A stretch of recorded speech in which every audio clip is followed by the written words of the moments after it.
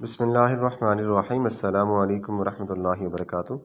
मतलब सामीन, आज की वीडियो में हम बात करेंगे साइंस की नज़र में तदफीन के एक दिन बाद यानी ठीक 24 घंटे के बाद इंसान की आंतों में ऐसे कीड़ों का गिरोह सरअमल हो जाता है जो मुर्दे के पाखाने के रास्ते से निकलना शुरू हो जाता है।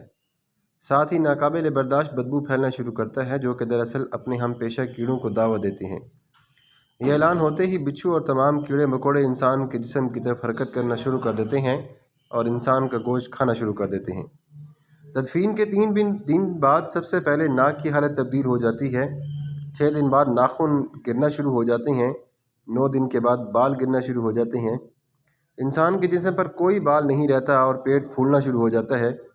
17 दिन के बाद पेट फट जाता है और दीगर अज्जा बाहर आना शुरू हो जाते हैं। 60 दिन के बाद मुर्दे के जिस्म से सारा गोश्त ख़त्म हो जाता है। इंसान के जिस्म पर बोटी का एक टुकड़ा भी बाकी नहीं रहता।